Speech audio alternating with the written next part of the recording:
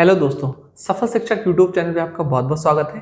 तो हम लोगों ने जो कल क्लासेस करी थी, आज उसका फाइनल एमसीक्यूज जो है हम लोग करने वाले हैं।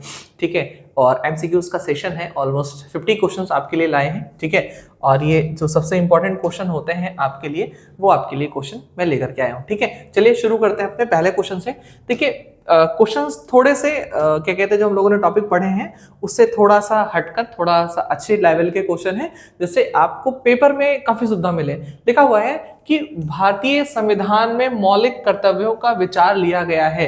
देखो, हम लोगों ने बात करी थी, पहले हम लोगों ने मूल अधिकारों की बात करी थी। तो जब बेटा मूल अधिकारों की बात हुई थी तो हमारे पास में क्या आ गया था, मौलिक कर्तव्य भी आ गया था। और आपको सबको पता है कि जो मौलिक कर्तव्य है कहां से लिए गए थे, हमारे सोवियत संघ, ये से हम लोग बोल सकते हैं रूस से लिए गए थे मौलिक कर्तव्य। ठीक है, कहां से लिए गए थे, हमारे सोवियत संघ से। यानी मौलिक कर्तव्य को कहां से लिया गया था, हमारे सोवियत संघ से लिया गया था। ठीक है, आ रही बात समझ में? ओके, नेक्स्ट क्वेश्चन है, मोस्ट इंपॉर्टेंट है, ये भी बहुत ही प्यारा क्वेश्चन है। कह रहा है, राज्यसभा के गठन में प्रतिभा, अनुभव एवं लोकसभा के प्रतिनिधित्व देने में भारतीय संविधान निर्माता निम्नांकित उदाहरण से प्रभावित हुए।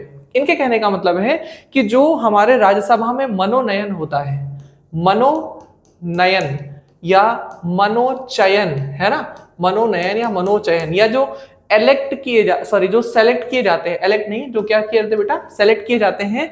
तो राज्यसभा में जो सिलेक्शन है वो कहां से लिया गया है? क्या हमारे आयरिस से लिया गया है, या यूएसए से लिया गया है, या हमारे कनाडा से लिया गया, या हमारे ऑस्ट्रेलिया से लिया गया? देखिए फिर से समझिएगा, अभी तक राज्यसभा में जो सिलेक्शन का प्रोसेस था, आप लोगों ने देखा था एंग्लो इंडियंस को भी सिलेक्ट किया जाता था। अब एंग्लो इंडियंस का जो सिलेक्शन है वो जो है वो बंद कर दिया गया है। ठीक है, ध्यान रखिएगा, ये कहां से लिया गया, ये हमारे आयरिस गणतंत्र, या हम लोग बोल सकते हैं आयरलैंड से, जहां से क्या लिया गया है, डीपीएसपी लिया गया है। क्या लिया गया है? DPSP, director principles of states policy, है ना, director principles of state policy जो है यहां से ली गई है। ठीक है, ओके, चलिए हम लोग नेक्स्ट क्वेश्चन पे चलते हैं। अगला क्वेश्चन हमारा है, ठीक है, नेक्स्ट क्वेश्चन है, शून्यकाल संसदीय व्यवस्था। शून्यकाल, है ना, शून्यकाल मोस्ट इंपॉर्टेंट है। एक पढ़ लेना आप लोग प्रश्नकाल, है ना, एक क्या पढ़ लेना, प्रश्नकाल। एक होता है तारांकित प्रश्न, है ना, क्या होता है, तारांकित प्रश्न। ये हालांकि आपके पीसीएस वगैरह में थोड़ा ज्यादा पूछता है, बट शून्यकाल किस देश की देन है, ये कहां की देन है? भारत ने इसको खुद इजाद किया है, मतलब खुद उसको दिया है। शून्यकाल कहां से, मतलब भारत ने इसको खुद उत्पन्न किया है ना, शून्यकाल। ठीक है, देखिए एक प्रश्न से दूसरे प्रश्न के बीच का जो समय होता है उसे हम लोग क्या कहते हैं, शून्यकाल से उसको हम लोग समझते हैं। ठीक है, दैट इज कॉल्ड शून्यकाल। उसे हम लोग क्या कहते हैं बेटा, शून्यकाल कहते हैं। मोस्ट इंपॉर्टेंट है। अगला क्वेश्चन देखिए, मैं थोड़ा सा रैपिड में चल रहा हूं, इसके पीछे रीजन ये है कि भाई हमें ढेर सारे क्वेश्चन करने हैं अभी कम टाइम में। अगला बहुत इंपॉर्टेंट है ना, डीपीएसपी। देखिए साफ साफ लिखा हुआ है, ये क्या है हमारा, डीपीएसपी। डीपीएसपी का मतलब है राज्य के नीति निर्देशक तत्व। क्या है आपके पास में, डीपीएसपी, है ना, पी छूट गया, कोई नहीं, DPSP, directive principles of states policy. यानी अगर राज्य इनको चाहे तो इनको लागू कर सकता है, और अगर ना चाहे तो इनको लागू नहीं कर सकता है। That is called DPSP. तो डीपीएसपी हमारे कहां से लिए गए हैं, क्या फ्रांस से लिए गए, जापान से, यूएसए से, कहां से लिए गए, हमारे आयरलैंड से लिए गए। तो डीपीएसपी कहां से चूज किया गया बेटा, हमारे आयरलैंड से चूज किया गया है। ठीक है, अभी सारे क्वेश्चन आएंगे कहां से क्या क्या वर्णित है, ये सभी आएगा, तो ध्यान रखिएगा। डीपीएसपी ध्यान रखिएगा कहां से लिए गए, हमारे आयरलैंड से उद्धृत है, यानी आयरलैंड से लिए गए हैं। अगला क्वेश्चन हमारे सामने ये है, कौन सा लक्षण भारतीय परिसंघ, मोस्ट इंपॉर्टेंट है, और अमेरिकी परिसंघ में समान रूप से पाया जाता है? भारतीय परिसंघ और अमेरिकी, मतलब कोई एक ऐसी क्वालिटी जो अमेरिका से हमने उठाई है, एज इट इज उठाई है, जैसी अमेरिका में थी वैसे हमने यहां पर उठा करके रख ली है। तो बताएं कौन सा एक ऐसा है, क्या वो एक ही नागरिकता है ना, क्या नागरिकता एक है? भैया अमेरिका में तो आपको पता है दोहरी नागरिकता है ना, कैसी है, दोहरी, मतलब स्टेट्स की भी आप क्या कहते हैं, सिटीजनशिप लीजिए, और आप क्या कहते हैं, जो सेंट्रल गवर्नमेंट है आप वहां की भी सिटीजनशिप लीजिए, वहां पे क्या है, हमारी दोहरी नागरिकता है। ठीक है, न्यायपालिका में द्वैधता, यार एकल न्यायपालिका है, मतलब जो हमारी न्यायपालिका है वो क्या है, एक तरह से आप ये कह सकते हो कि अपनी न्यायपालिका स्वतंत्र है, दोहरी नहीं है, एकल न्यायपालिका है। अगर आपको डिस्ट्रिक्ट कोर्ट से क्या कहते हैं संतुष्टि नहीं मिल रही है तो आप इससे ऊपर हाई कोर्ट में चले जाओ, हाई कोर्ट में नहीं मिल रही सुप्रीम कोर्ट में चले जाओ। इसका जो फैसला है इनको और इनको मानना पड़ेगा। इसका मतलब है कि न्यायपालिका एकल है। क्या है यहाँ पर ध्यान दीजिएगा, संविधान निर्वाचन हेतु परिसंघ और सुप्रीम कोर्ट, यानी संविधान निर्वाचन या जो निर्वाचन प्रक्रिया है वो, और जो परिसंघ हेतु सुप्रीम कोर्ट है वो, दोनों जगह जो है वो कॉमन है। हमारे यूएसए में 3 सूचियां नहीं है, ध्यान रखिएगा। ये यूएसए में हमारे पास नहीं है और ये यूएसए में हमारे पास नहीं है, तो इस बात को ध्यान रखिएगा। परिसंघ निर्वाचन हेतु परिसंघ सुप्रीम कोर्ट ये दोनों में है, ठीक है। अच्छा, अब ये बता रहे हैं मद, और ये क्या है हमारे पास में सूची यानी देश। देखो क्या लिखा हुआ है, DPSP directive principles of state policy, कहां से लिए गए हैं, आयरलैंड से लिए गए हैं, वेरी गुड। मूल अधिकार यूएसए से लिए गए हैं, सही है। समवर्ती सूची कहां से लिए गए हैं, ऑस्ट्रेलिया से लिए गए हैं, सब तो मेल है। राज्यों का परिसंघ कहां से लिए गए, कनाडा से लिए गए, सही है, सब कुछ सही है। मुझे लग रहा है क्वेश्चन थोड़ा सा मिसमैच हो गया, क्वेश्चन नहीं आया, आंसर आ गया है ना। तो थोड़ा सा मुझे लग रहा है मिलान करना था, बट मिलान होकर के आया है। तो इस टाइप के जो भी क्वेश्चन है ऐसे ही मुझे लग रहा है आ रहे होंगे। तो डीपीएसपी आयरलैंड याद रखिएगा। फिर क्या है, मूल अधिकार यूएसए से लिए गए हैं। समवर्ती सूची कहां से ली गई, ऑस्ट्रेलिया से ली गई है। और राज्यों का परिसंघ कहां से लिया गया, हमारे कनाडा से लिया गया है। ये एक क्वेश्चन नहीं है, 4 क्वेश्चन है, 4 क्वेश्चन का आंसर आपको एक बार में मिल गया है, तो इस बात को ध्यान रखिएगा। मोस्ट इंपॉर्टेंट ये हमारे पास में बन रहा है। हाँ, अगला है, भारत ने समवर्ती सूची की संकल्पना कहां से ली है। अभी हम लोगों ने बात करी थी समवर्ती सूची, भाई साहब आ जाओ। हाँ जी, क्या बोला था कि समवर्ती सूची की संकल्पना, भाई देखो 3 सूची होती है, आप सभी को पता है। एक स्टेट लिस्ट होती है, राज्य सूची है ना। एक क्या होती है, संघ सूची होती है ना। संघ सूची का मतलब है जो हमारी सेंट्रल गवर्नमेंट की लिस्ट होती है। और एक होती है कॉन्करेंट लिस्ट, है ना। कॉन्करेंट लिस्ट का मतलब है जो समवर्ती, जो दोनों में अधिकार बच गए हैं, ये उनके बारे में यहाँ पर उल्लेखित है कि जो दोनों में अधिकार बच गए हैं, क्या वो हमारे यूएसए से लिए गए हैं, क्या वो हमारे इंग्लैंड से लिए गए हैं, या सॉरी यूएसए से लिए गए हैं, ऑस्ट्रेलिया से लिए गए हैं, कि यूएसएसआर से लिए गए हैं, या हमारे स्विट्जरलैंड से लिए गए हैं। बताएं, इसका आंसर आप करें। देखो पुराने क्वेश्चन जो भी हमारे बन रहे हैं, अब ये क्वेश्चन का थोड़ा सा पैटर्न बदल रहा है, नए टाइप के सारे क्वेश्चन बन रहे हैं। शब्दों का भी आप देखिए, यहाँ पर आपको अब थोड़ा इंग्लिश आप पढ़ेंगे तो आपको इंग्लिश में थोड़ा जानकारी मिलेगी, तो आपके लिए थोड़ा सा सही रहेगा, ठीक है। तो ये ध्यान रखिएगा, हमें ध्यान रखना है कि जो भारत की समवर्ती सूची की संकल्पना है, समवर्ती का मतलब है जो तीनों से हमारे पास में बच गया है, वो कहां से लिया गया है, ऑस्ट्रेलिया से लिया गया है, ठीक है। तो समवर्ती सूची की जो संकल्पना है वो कहां से हम लोगों ने उठाया है, यूएसए से कहां से उठाया हम लोगों ने, ऑस्ट्रेलिया से उठाया है ना। ध्यान रखिएगा, ये क्या हो जाएगा हमारे पास में, ऑस्ट्रेलिया हो जाएगा, ठीक है। नेक्स्ट बेटा अगला क्वेश्चन है ना, क्या है, विधि का शासन। ओके, ये तो वही है, मुझे लग रहा है मैच ही होगा। विधि का शासन इंग्लैंड, सही है। विधि द्वारा स्थापित प्रक्रिया जापान, बिल्कुल सही है ना। राज्यपाल द्वारा विधेयक सुरक्षित रखना, कनाडा, हाँ सही है ना। विस्तृत उभयनिष्ठ सूची ऑस्ट्रेलिया, अभी हम लोगों ने देखा था कॉन्करेंट लिस्ट यही है, सही है बेटा, सब कुछ मैच है। ये थोड़ा नया क्वेश्चन आपके लिए बनेगा, राज्यपाल द्वारा विधेयक सुरक्षित रखना, है ना। ये थोड़ा मतलब यूपीएससी ईपीएफओ में आया था, तो पता नहीं इस बार यूपीपीएससी भी दे दे, है ना, इसलिए मैंने आपको ये क्वेश्चन करा दिया।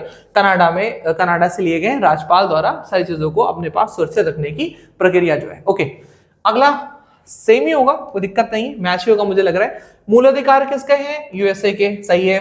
संसदीय प्रणाली यूके, ठीक है। आपातकालीन उपबंध जर्मनी के वाइमर सिद्धांत, ठीक है। डीपीएसपी आयरलैंड, सही लिखा हुआ है, सब कुछ सही लिखा हुआ है, ठीक है। ध्यान रखिएगा, पता नहीं उसको आपको आइसलैंड दे दे, क्या दे दे, आइसलैंड दे दे, तो इसको ध्यान रखिएगा थोड़ा सा, है ना। भावनाओं में ज्यादा मत बह जाइएगा, थोड़ा बहुत क्या कहते हैं मर्यादा रखिएगा, और थोड़ा क्वेश्चन को ध्यान से पढ़िएगा, है ना। क्योंकि क्वेश्चन आप कर रहे हो तो ऐसा नहीं कि बहुत जल्दीबाजी में आप क्वेश्चन कर डालो, क्वेश्चन पढ़ो फिर आप उसका आंसर करो। अगला है लोकहित मुकदमे, पीआईएल से हम लोग बोलते हैं पब्लिक इंटरेस्ट लिटिगेशन, क्या बोलते हैं, पीआईएल, पब्लिक इंटरेस्ट लिटिगेशन। ये कहां से स्टार्ट किया गया था, तो ये हमारे यूएसए से स्टार्ट किया गया था, ये यूएसए में इसको लिया गया था। देखिए यूएसए में जब किसी की क्या कहते हैं शक्तियों का हनन होता है, यूएसए में जब कोई भी चीज ऐसी होती है तो वहां पे लोग पीआईएल दायर करते हैं। पीआईएल का मतलब होता है public interest litigation. Public interest litigation का मतलब है कि आपकी शक्तियों का हनन हुआ है तो आप अपनी शक्तियों के लिए सुप्रीम कोर्ट में अपील कर सकते हो कि सर, ऐसा नहीं कि सिर्फ अकेले की मान लो सामूहिक कोई शक्ति है या कभी कभी सुप्रीम कोर्ट अपने आप से उस बात को संज्ञान में ले लेती है, तो ये थोड़ी पीआईएल की लिमिटेशंस है कि मतलब किस तरह से जब हम लोग पढ़ेंगे बेटा संविधान जब डिटेल में पढ़ेंगे तो इन सारी चीजों को देख लेंगे कि पीआईएल कैसे दायर कर सकते हैं, पीआईएल की लिमिटेशंस क्या क्या हैं, क्या सिर्फ हमारे पास ही पीआईएल है या और भी कहीं भी पीआईएल है, मतलब जितनी भी पीआईएल से रिलेटेड चीजें होंगी सब कुछ हम लोग उस पीआईएल वाले पार्ट में जो है देखेंगे। यहाँ पे आपका आंसर बिल्कुल सही है, क्या हो जाएगा आपका यूएसए हो जाएगा, इस बात को ध्यान रखिएगा। ठीक है, नेक्स्ट क्वेश्चन पे चलते हैं। निम्नलिखित में से कौन सा कथन सत्य है? ठीक है, कथन सत्य दिखाइएगा। कह रहा है यूएसए में सरकार का संघीय प्रणाली है, बिल्कुल सही है। भारत में केवल संघीय, बिल्कुल नहीं, भारत में केवल संघीय नहीं है, यहाँ पे संघ के साथ साथ जो है वो मतलब एकात्मकता के साथ डिस्ट्रीब्यूशन ऑफ पावर्स भी है। पाकिस्तान में पीएम जनता चुनती है, काश ऐसा होता। ठीक है, और फ्रांस में संघीय प्रणाली है, बिल्कुल भी नहीं।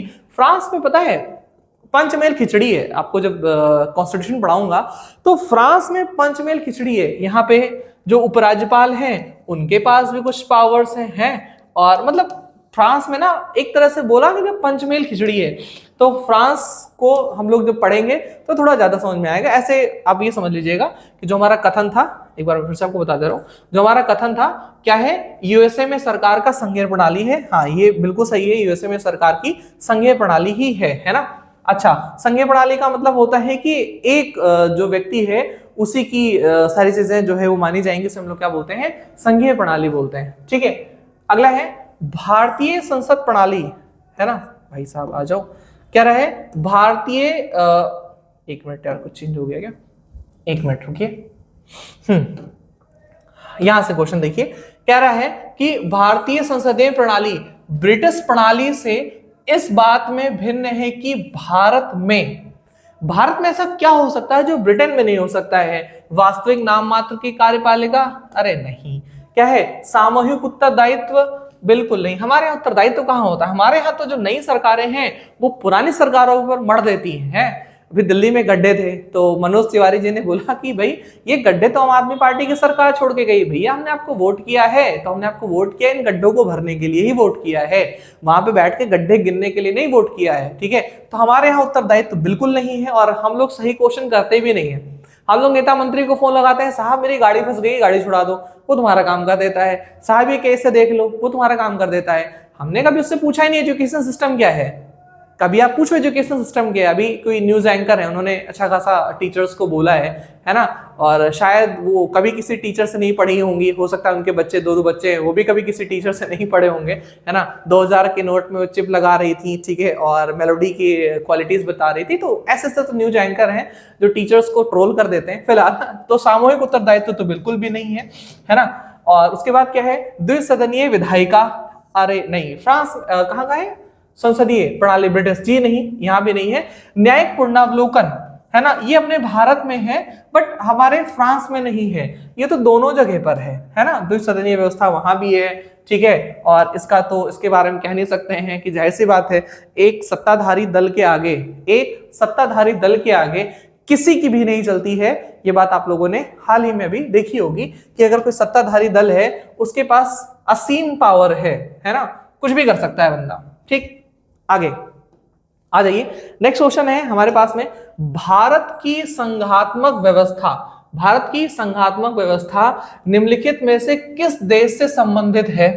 संघात्मक का मतलब है एकल, यूनिटी पावर है, यानी शक्ति एक के पास होनी चाहिए।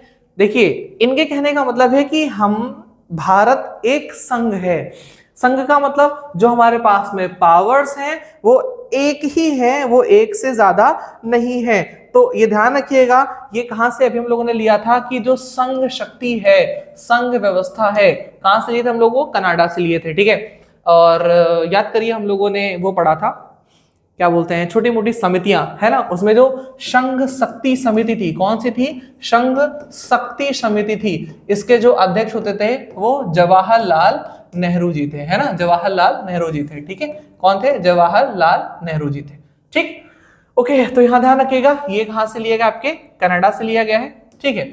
अगला क्वेश्चन, भारत में न्यायिक पुनरीक्षण की संकल्पना किस देश से ली गई है?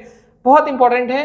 न्यायिक पुनरीक्षण मतलब अगर आप किसी भी छोटे कोर्ट के फैसलों से सहमत नहीं हो तो आप बड़े कोर्ट जा सकते हो, इसे क्या बोलते हैं? न्यायिक पुनर्वलोकन। अच्छा, मान लो सुप्रीम कोर्ट ने कोई फैसला दिया, आपको पसंद नहीं आया, तो आप क्या करोगे? आप वापस इसको चैलेंज करोगे, हाँ सुप्रीम कोर्ट में ही चैलेंज करोगे, ठीक है?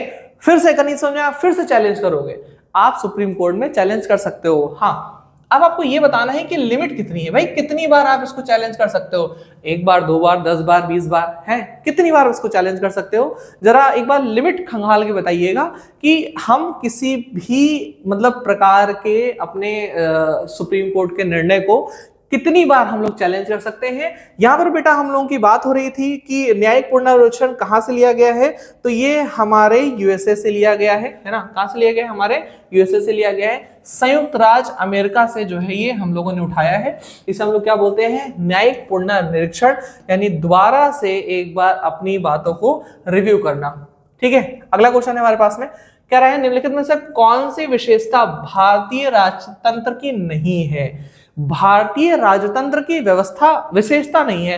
देखो, संविधान संगत सरकार, भाई जाहिर सी बात है सरकार कुछ भी करेगी, नाम संविधान का लगाएगी कि संविधान में ऐसा लिखा हुआ है, ये तो है। लोकतांत्रिक सरकार, ऐसा कहा जाता है कि बेटा हम जनता, हम भारत के लोग भारत के लिए कार्य कर रहे हैं, जो हम चाहेंगे वो होगा, जबकि ऐसा बिल्कुल भी नहीं होता है, नाम मात्र है। तो कह सकते हैं विधि का शासन, बिल्कुल सही है। सत्ताधारी सरकार, ये गलत है, लेकिन वर्तमान में यही सही है। अगर हम लोग देखें एक तरह से आजकल का सिनेरियो, फिलहाल जाने दो। इस क्वेश्चन का आंसर क्या है यहाँ पर? सत्ताधारी सरकार, ये इसकी विशेषता नहीं है। भारतीय संविधान की विशेषता सत्ताधारी सरकार जो है वो आपकी नहीं मानी जाएगी। अगला क्वेश्चन है, भारतीय संविधान के वैध होने का कारण क्या है? वाओ, बढ़िया क्वेश्चन है। भारतीय संविधान के वैध होने का कारण क्या है? अनेक संविधानों से अनुभव है? बिल्कुल नहीं। कहीं ऐसा थोड़ा ना हम लोगों ने सारे संविधान को कॉपी पेस्ट कर दिया है, बिल्कुल नहीं, है ना?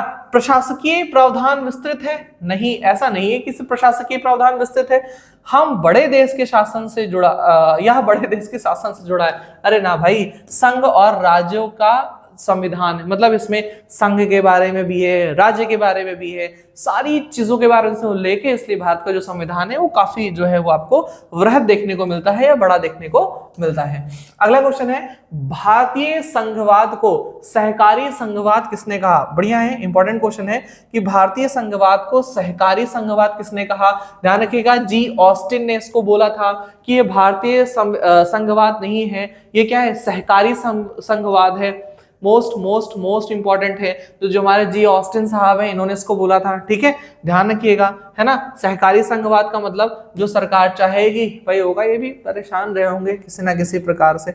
हाँ जी, अगला क्वेश्चन है, संविधान को संघात्मक के तंग ढांचे में नहीं ढाला गया है।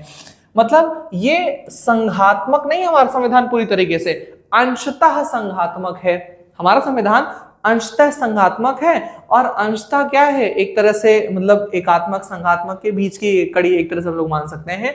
तो ये बी आर अम्बेडकर जी ने कहा था, ये भैया जी ने कहा था कि भैया एक तरह से संघात्मक के तंग ढांचे में नहीं डाला गया है ना? ये एक बहुत विस्तृत है, इसका अर्थ हम लोगों को समझ के पढ़ना होगा। अगला क्वेश्चन है, भारत में राजनीतिक व्यवस्था के मूलभूत लक्षण क्या है? राजनीतिक व्यवस्था के मूलभूत लक्षण क्या है? लोकतांत्रिक गणतंत्र, हाँ बिल्कुल है। संसदात्मक सरकार, बिल्कुल सरकार संसदात्मक है। सर्वोच्च सत्ता जनता में निहित, कहने के लिए तो बिल्कुल है, सही बात है, ठीक है। एकीकृत शक्ति का प्रावधान, बिल्कुल नहीं, ये नहीं है। तो 1 2 3, 1 2 3, ये वाला आपका ऑप्शन सही हो जाएगा। यानी क्या है? लोकतांत्रिक गणतंत्र है, संघात्मक सरकार है, सर्वोच्च पावर, सर्वोच्चता किसमें? हमारे जनता में निहित है। तो ये कहने के लिए बातें बिल्कुल सही हैं। आगे हम लोग बढ़ते हैं। नेक्स्ट क्वेश्चन है, भारतीय राजनीतिक पद्धति के बारे में निम्नलिखित में से कौन सा सही नहीं है? भारतीय राजनीतिक पद्धति के बारे में इनमें से कौन सा सही नहीं है? क्या धर्मनिरपेक्ष राज्य है? ठीक है। संसदीय पद्धति की सरकार है? सही है। संघीय नीति है? क्या हो सकता है? राष्ट्रीय पद्धति की सरकार है? जी नहीं, राष्ट्रीय पद्धति की सरकार नहीं है। हम लोग किसी भी एक ऐसा नहीं मानते हैं कि नहीं भारत का राष्ट्र है तो इसके लिए ये होना चाहिए, हाँ, बाकी सब हमारा सही है। संघीय सरकार है, नीति धर्मनिरपेक्ष सरकार होनी चाहिए राज्य, और संसदीय पद्धति की सरकार होनी चाहिए। ठीक है, ध्यान रखिएगा, राष्ट्रीय पद्धति की सरकार बिल्कुल भी नहीं है हमारी ये, इस बात को थोड़ा सा आप ध्यान रखिएगा। ठीक, ओके, आगे चलते हैं। नेक्स्ट क्वेश्चन है, किस निर्धारित होता है, मतलब किस चीज से निर्धारित होता है कि भारत की संविधान एक परिसंघ है। जो भारत का संविधान एक परिसंघ है, परिसंघ मतलब कई लोगों का एक तरह से मेल है, जोल है, ये किससे प्रदान होता है? क्या लिखित और अनाम्य? नहीं। न्यायपालिका की स्वतंत्रता? बिल्कुल नहीं। अवशिष्ट शक्तियां केंद्र में नहीं थे? बिल्कुल नहीं। केंद्र और राज्यों में शक्ति का वितरण। इससे ही पता चलता है कि सारी पावर्स ना तो केंद्र सरकार के पास है और सारी पावर ना ही राज्य सरकार के पास है। जो पावर है वो डिस्ट्रीब्यूटेड है, किसके बीच में? केंद्र और राज्य के बीच में पावर जो है वो आपकी डिस्ट्रीब्यूटेड है। ध्यान रखिएगा इन बातों को। अगला है, भारतीय संविधान अर्धसंघात्मक है। बहुत सही है, बिल्कुल सही है। और भारतीय संविधान में ना तो संघात्मक और ना ही एकात्मक, दोनों बात सही है, और इसकी व्याख्या भी करता है। अर्धसंघात्मक का मतलब है इसमें कुछ एकात्मक भी क्वालिटीज पाई जाती हैं, तो दोनों कथन आपके बिल्कुल सही है। नोट कर लो क्वेश्चन बेटा, ये DSSB का छपने वाला क्वेश्चन है ना। ये बहुत पूछता है, बहुत ज्यादा पूछता है, ये कथन निष्कर्ष में ये घोल के आपको पिला देना है ना। ध्यान रखिएगा, आप इन चीजों को आप घोल के पी जाइए, क्योंकि अगर आपने ये नहीं पढ़ा, अगर आपने इसके बारे में बेटा नहीं पढ़ा, तो ये ध्यान रखिए आपको बड़ी परेशानी होने वाली है, क्योंकि ये कथन निष्कर्ष वाले क्वेश्चन जब तक आपको कॉन्सेप्ट क्लियर नहीं है तब तक नहीं होगा। वीडियोस प्रीवियसली पड़ी हुई हैं, आप वीडियोस को उठा करके एक बार जरूर देखिएगा, आपको समझ में आ जाएगा कि क्या शासन व्यवस्था चल रही है यहाँ पर। अगला है, भारत और ब्रिटेन की संसदीय शासन प्रणाली में मुख्य अंतर क्या है? भारत और ब्रिटेन, कहां पर बेटा? ब्रिटेन में, है ना। भारत और ब्रिटेन में क्या व्यवस्था ऐसी है? क्या सामूहिक उत्तरदायित्व है और न्यायिक समीक्षा है, जुडिशियरी रिव्यू है, द्विसदनात्मक व्यवस्था है, या वास्तविक या नाम मात्र की कार्यपालिका है?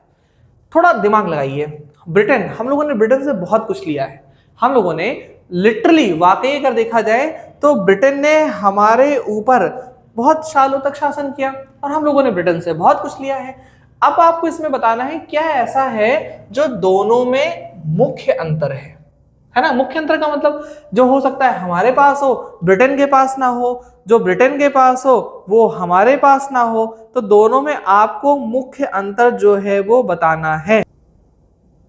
ठीक है दोस्त, तो क्या है? न्यायिक समीक्षा, ये इसको हम लोग बोल सकते हैं न्यायिक पूर्णावलोकन, है ना। ये जो हमारा न्यायिक पूर्णावलोकन है ये है बेसिकली, समीक्षा नहीं होगी, न्यायिक पूर्णावलोकन होगा।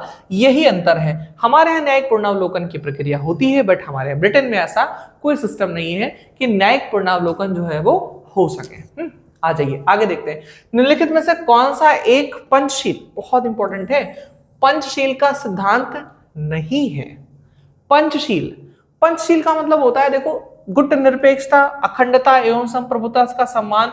पंचशील का मतलब होता है पांच ऐसे शर्त बेटा जिसको हमारा देश जो है वो फॉलो करता है, या जिसको कोई भी एक सबसे अच्छा, जिसे हम लोग बोल सकते हैं बढ़िया निर्वाचित देश है, वो इसको जो है फॉलो करेगा। तो पहला तो है अनाक्रमण। अनाक्रमण मतलब आक्रमण नहीं करेगा, पहली बात। दूसरा क्या है? शांतिपूर्ण सह अस्तित्व। अब इसको अनाक्रमण से भी आप जोड़ सकते हो, ठीक है। आंतरिक मामलों में अहस्तक्षेप, बिल्कुल भाई, पाकिस्तान में क्या चल रहा है, बिना वहां से मदद मांगे हम वहां पे हस्तक्षेप नहीं कर सकते हैं। अखंडता और संप्रभुता का सम्मान, ये तीनों सिद्धांत है। गुट निरपेक्षता नहीं है, इसकी जगह पर क्या है?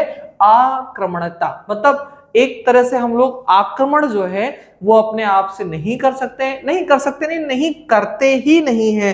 भैया हमें क्या पड़ी है किसी और के मामले में जाने की। तो एक जो है वो अनाक्रमण की प्रक्रिया हम लोग अपनाते हैं, मतलब किसी भी देश के ऊपर आक्रमण हम लोग नहीं करेंगे, ठीक है। और किसी भी देश में मतलब हम लोग आंतरिक हिस्सों में जो है वो हस्तक्षेप नहीं करेंगे। अच्छा, अब एक दो तीन चार हो गया। पांचवा क्या होता है कि पारस्परिक, क्या होता है? पारस्परिक जो है वो लाभ कमाना। पारस्परिक जो है वो आपका लाभ कमाना, ठीक है, लिख दे रहे हैं यहां पर। है ना। पारस्परिक लाभ, पारस्परिक लाभ, ठीक है। पारस्परिक लाभ कमाना मतलब जो है आपस में लाभ की जो प्रक्रिया होती है उसको, हम कोई ऐसा काम करें जिससे सभी को बराबर का लाभ हो, उसे क्या बोलते हैं, पारस्परिक लाभ। तो एक अनाक्रमण कह लो पंचशील सिद्धांत में, दूसरा शांतिपूर्ण अस्तित्व कह लो, तीसरा अखंडता और संप्रभुता का सम्मान कह लो, चौथा कह लो आंतरिक मामलों में हस्तक्षेप, और पांचवा क्या है, पारस्परिक हस्तक्षेप, या हम लोग उसको ऐसे बोल सकते हैं कि पारस्परिक लाभ कमाने के लिए हम लोग किसी भी चीजों को ऐसा मेंटेन करेंगे जिससे सभी को लाभ हो, है ना। ये पांचशील का सिद्धांत है, पंचशील सिद्धांत है। अगला है लिखित संविधान की अवधारणा सर्वप्रथम कहां जन्म ली थी। सबसे पहला लिखित संविधान किसका था? क्या फ्रांस का था, या ब्रिटेन का था, यूएसए का था, या हमारे स्विट्जरलैंड का था? कहां का था ये बात बताइए, ठीक है। देखिए भैया, हमारे जो अमेरिका का सिद्धांत है, हम लोगों ने इससे बहुत सारी चीजें ले रखी हैं, है ना। स्विट्जरलैंड से भी उठाया है, ब्रिटेन से भी उठाया है, फ्रांस से भी उठाया है। बट मेन चीज क्या है कि जो लिखित संविधान है, सबसे पहले जो लिखित संविधान है, इसको हम लोगों ने कहां से उठाया है, इस बात का आंसर आपको देना है, ठीक है। तो ध्यान रखिएगा, सबसे पहले लिखित संविधान हमारे अमेरिका देश ने जो है बनाया था, सबसे पहला लिखित संविधान। छोटा भी है इनका संविधान, ठीक है। तो ध्यान रखिएगा, यूएसए से हम लोगों ने लिखित संविधान की अवधारणा को पिक किया था या उठाया था। अगला है भारत में संघवादिता व्यवहारिक नहीं है। भारत में संघवादिता व्यवहारिक नहीं है। भारत में संघवादिता व्यवहारिक नहीं है। इनके कहने का मतलब है कि जो भारत में संघवाद है वो व्यवहारिक नहीं है ना। तो ध्यान रखिएगा, यहां पर क्या है कि भैया देखिए, भारत में संघवादिता व्यवहारिक नहीं है, बिल्कुल सही। या व्यवहारिक नहीं है या लिखित है, ये लिख करके बताई गई है। दूसरा, एक संघीय राज्य नहीं है। भैया ये एक संघीय राज्य है, हाँ वो बात अलग है, ये अंशतः संघीय राज्य है। अंशतः का मतलब कुछ इसकी वैल्यूज संघीय हैं और कुछ वैल्यूज इसकी एकात्मक हैं, तो अंशतः क्या हो जाएगा, ये हमारा संघीय राज्य हो जाएगा। अगला क्वेश्चन देखिए, संविधानेतर, संविधानेतर यानी संविधान से इतर, भाई इसमें हिंदी भी आ गया आपका, ठीक है। क्या हो गया, संविधान से इतर, है ना। क्या बोलेंगे, संविधानेतर अधिकार क्या होते हैं। इतर का मतलब है अलग, है ना। जो संविधान से अलग अधिकार दिए जाते हैं उन्हें हम लोग क्या बोलेंगे, संविधानेतर बोलेंगे। जो संविधान की सीमा का अतिक्रमण, जी नहीं।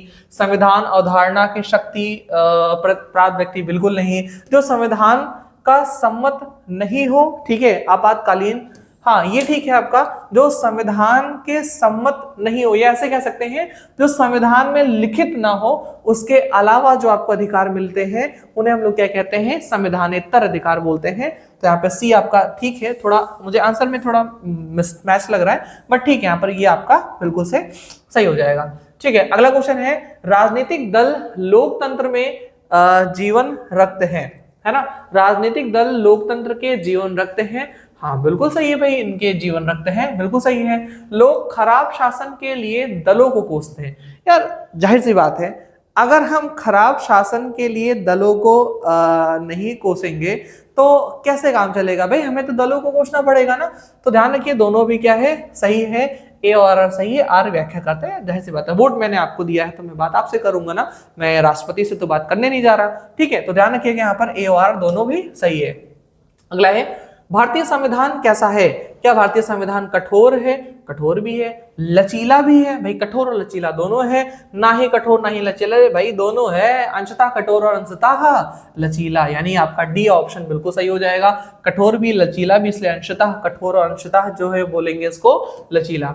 अगला क्वेश्चन है, भारत के संविधान में एक संघीय प्रणाली का प्रावधान है। भारत के संविधान में एक संघीय प्रणाली का प्रावधान है, हाँ बिल्कुल प्रावधान है। उनसे एक बहुत शक्तिशाली केंद्र की रचना होती है। देखिए शक्तिशाली केंद्र तो बनता है, बिल्कुल बनता है, लेकिन क्या बहुत शक्तिशाली केंद्र, भैया देखिए बहुत शक्तिशाली केंद्र जो है वो कह सकते हो, मतलब हाँ शक्तिशाली केंद्र तो होता है, केंद्र की सर्वोच्चता होती है, कॉन्करेंट लिस्ट, मतलब कॉन्करेंट पावर भी उन्हीं के पास है। तो सही है, ए और आर सही है, और आर जो है वो व्याख्या कर रहा है, बिल्कुल से यहाँ पर आपका आंसर सही हो जाएगा।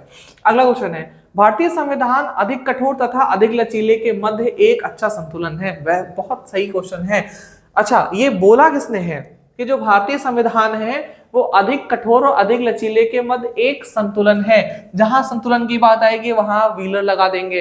व्हीलर से पता चला ना, व्हील क्या बना के चलते हैं, हमेशा संतुलन बना के चलते हैं। ठीक है, तो आप ये बोल दीजिएगा व्हीलर की जहां बात आएगी वहां आप क्या लगा दोगे, वहां पे आप संतुलन की बात आएगी वहां व्हील लगा दोगे। ठीक है, तो ये हमारे केसी वियर्ड साहब हैं जिन्होंने इसके बारे में बात करी थी। ठीक है, अगला है भारत का प्रजातंत्र इस तथ्य पर आधारित है।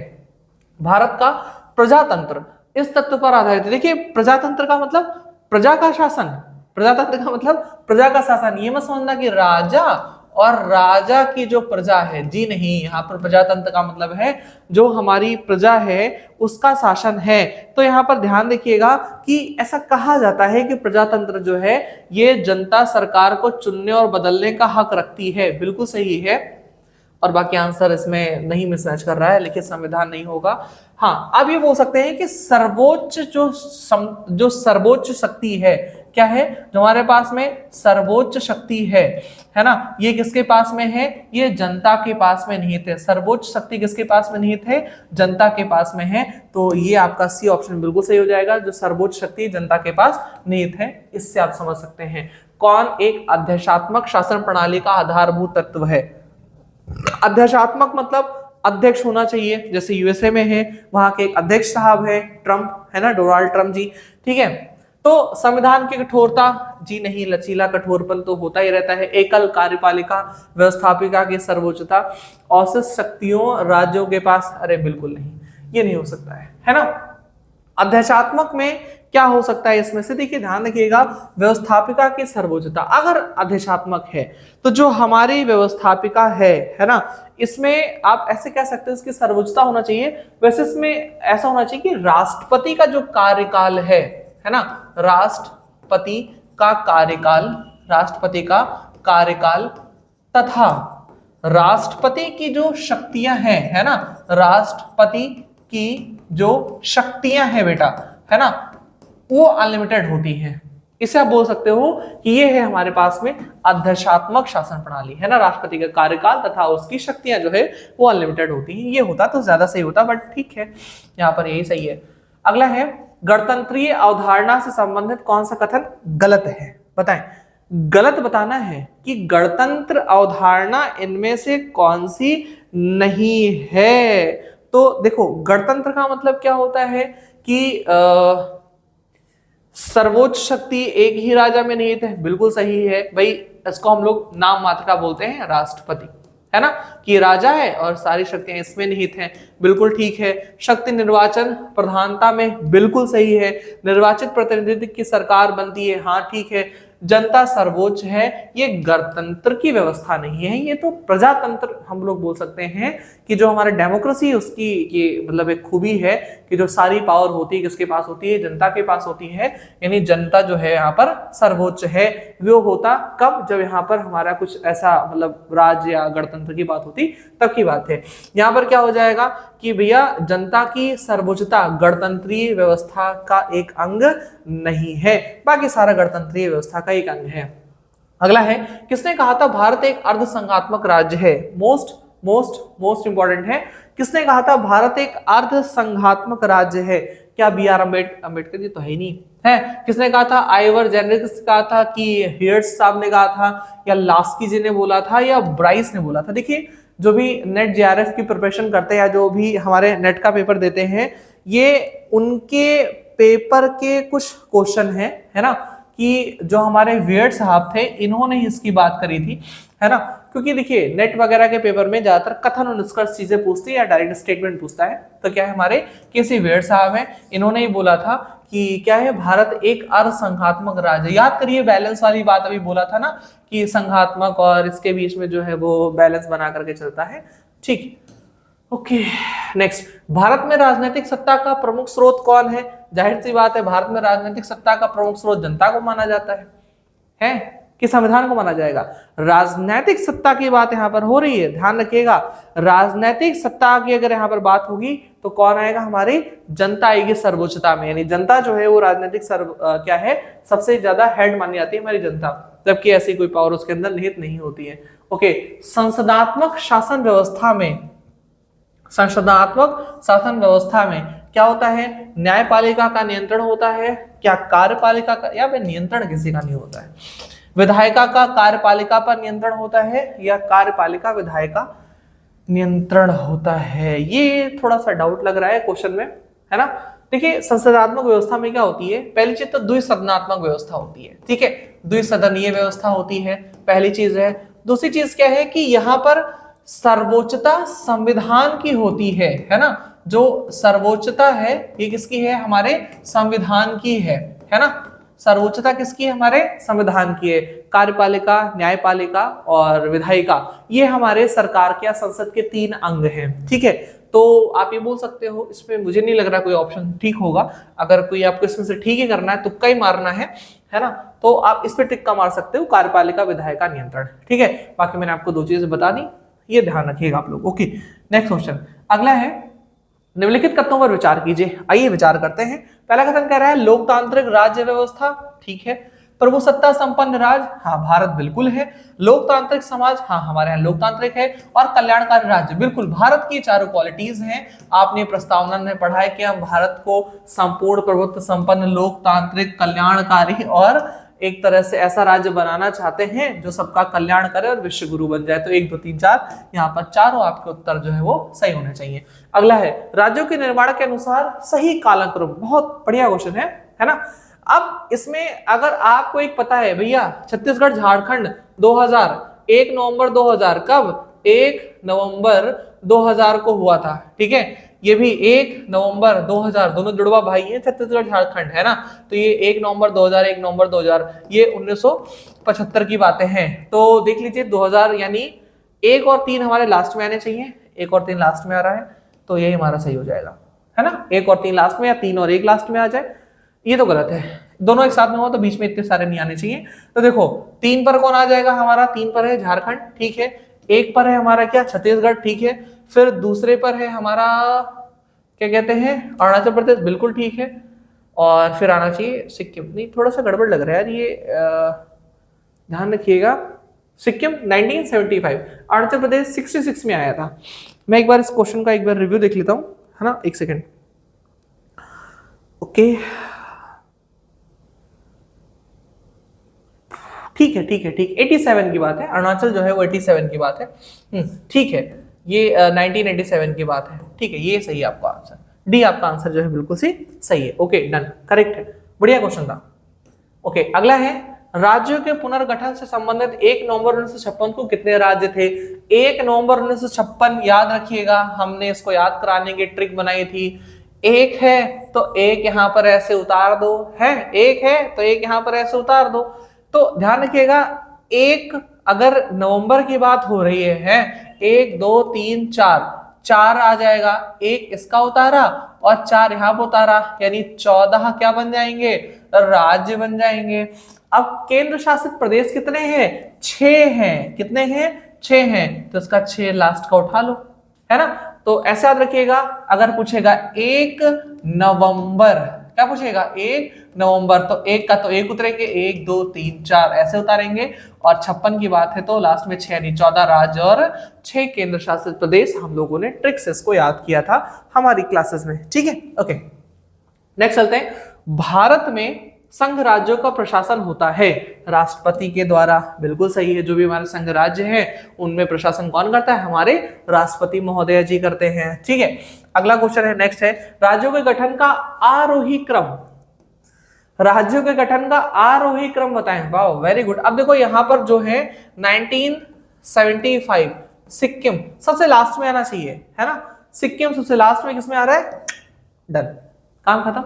एक आंसर देखो, 2 सिक्किम सबसे लास्ट में आ रहा है 1975, उससे पहले चौथा आ रहा है यहाँ पर हमारे पास में मेघालय है, फिर हरियाणा है और फिर क्या है हमारा नागालैंड है। तो एक से ही कभी कभी हमें पकड़ना है। मैं आपको एक लिस्ट जो है वो लगा दूंगा जिससे आप लिस्ट देख सकते हो कौन कौन सा राज्य किस किस जो है सन में हमारे पास में ये बना हुआ है, इस बात को ध्यान रखिएगा।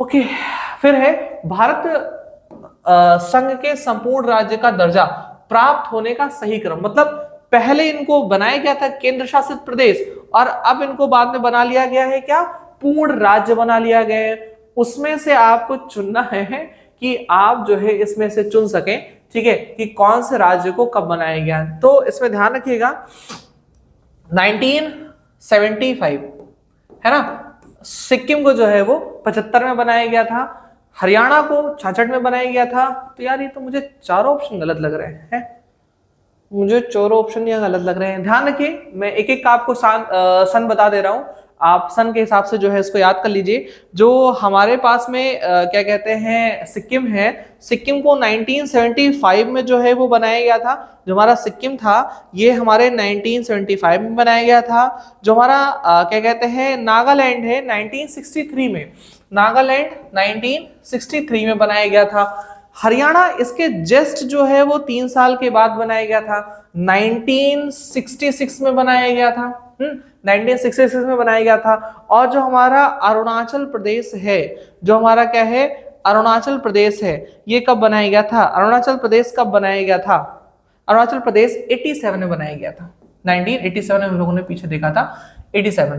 तो अगर आपको लिखना क्या है, आरोही क्रम लिखना है ना, दर्जा प्राप्त होने का सही क्रम, यानी सबसे पहले हमारे पास में ये आना चाहिए नागालैंड। देखो नागालैंड यहाँ पर है, नागालैंड के बाद अरुणाचल क्यों आ गया, अरुणाचल नहीं आना चाहिए, गलत। नागालैंड फिर हरियाणा नहीं आना चाहिए यार, नहीं ठीक है, नागालैंड हरियाणा फिर सिक्किम और फिर अरुणाचल प्रदेश, सही है। आपका बी ऑप्शन जो है वो बिल्कुल से करेक्ट है। ठीक, ओके, बढ़िया क्वेश्चन था ये भी। अगला क्वेश्चन है छत्तीसगढ़ राज्य पूर्ण रूप में कब आया था, 2000 अब सब में 2000 दे दिया, तो 1 नवंबर थोड़ी देर पहले मैंने आपको बताया था 1 नवंबर सन 2000 में आया था। ध्यान रखिएगा छत्तीसगढ़ और झारखंड जुड़वा भाई हैं, दोनों एक साथ जो है वो अस्तित्व में आए थे। अगला है संविधान में हमारे राष्ट्र का उल्लेख किस नाम से किया गया है, तो भारत तथा इंडिया के नाम से किया गया है ना, भारत तथा इंडिया के नाम से संविधान में बताया गया है कि हम भारत तथा इंडिया दोनों जो है वो एक ही समान है, हम भारत तथा इंडिया जो है बोला गया है। अगला क्वेश्चन है नए राज्य के गठन, अगर आपको नया राज्य बनाना है तो उसका गठन करने की पावर किसमें है, सिर्फ और सिर्फ संसद में है। संसद अनुसूची 1 में विधेयक बनाकर परिवर्तित करके नया राज्य को अपने में मिला सकती है। यही हुआ था हमारे सिक्किम के साथ। सिक्किम में 1975 की बात है, 1975 में जो वहां के राजा थे, इनको कहा गया आप इलेक्शन करा लो, आप जीते हो, आपको भारत सरकार से कोई दिक्कत नहीं, आप इलेक्शन कराओ, आप जीते हो। इनको चढ़ा दिया गया था हमारे सुरक्षा सलाहकार के द्वारा, इनको चढ़ा दिया गया भाई तुम इलेक्शन करा लो, तुम जीते हो। और फिर जब इलेक्शन होता है तो यहाँ के राजा बुरी तरीके से हार जाते हैं, दूसरे लोग जीतते हैं, ठीक है। और उसके पीछे भी एक रीजन था, इन्होंने जैसे शादी वगैरह करी थी, वो एक एजेंट थी, है ना, और इस बात को फैला दिया गया कि राजा तो एजेंट से शादी कर रहा है, अपने देश की सारी बातें जो है विदेश में जा रही है, ये सारी बातें फैला करके इस राजा को हरा दिया गया। और जैसे 1975 में सरकार बनी, तुरंत नई सरकार में जो राजा थे उनको आपस में सहमत बनाएगी और बोले क्या भारत सरकार में शामिल हो जाओ, आपके लिए बहुत सारे ऑफर्स हैं, और ऑफर देकर के सिक्किम को भारत में शामिल कर लिया गया। तो जो भारत में शामिल हुआ किसके द्वारा होगा, संसद के द्वारा होगा। कौन सी अनुसूची प्रभावित होगी, पहली अनुसूची जो है वो प्रभावित होगी, इस बात को ध्यान रखिएगा। अगला है संविधान के प्रथम अनुच्छेद का अनुसार भारत क्या है, क्या राज्यों का समूह है, हाँ बिल्कुल, फेडरेशन नहीं है। फेडरेशन का मतलब होता है आप जब चाहो तब अलग हो जाओ, है ना, राज्यों का फेडरेशन बिल्कुल नहीं है, बिल्कुल भी नहीं। राज्य फेडरेशन का मतलब होता है जब चाहो तो आप अलग हो जाओ। हाँ यूनियन है, माफ करना, ये यूनियन आप बोल सकते हो कि ये एक तरह से यूनियन है ना, यूनियन ऑफ द स्टेट्स, है ना, राज्यों का संघ है, समूह नहीं, संघ यहाँ पर सही होगा। तो यूनियन वर्ड जो है वो मैंने देखा नहीं था। ओके, अगला है भारतीय संघ में नए राज्य के सृजन हेतु किस अनुसूची में अभी बात करी थी, है ना, कि पहली अनुसूची में आपको परिवर्तन करना होगा, जिसके तहत भारत का जो संघ राज्य क्षेत्र है वो जो है कौन बढ़ा सकता है, वो हमारा संसद जो है वो बढ़ा सकता है और नए राज्यों को इसमें जो है वो शामिल कर सकता है। तो पहले अनुसूची में जो है वो परिवर्तन होना था, मैंने आपको यहाँ पर चीजें बता दी। अगला है भारत संघ नहीं है, भाई क्यों नहीं है भारत संघ, भारत संघ है, भारत संघ भी है, और संघ के साथ साथ में क्या है, संघ के साथ साथ में एकल भी है, तो ये तो गलत हो जाएगा। है किसी भी राज्य का क्षेत्र सीमा बिना समेत के बिना बदलने की शक्ति संसद को प्राप्त, हाँ बिल्कुल, यानी आप चाहो तो बिल्कुल ए गलत है और आर सही है, ए गलत है और आर क्या है वो सही है।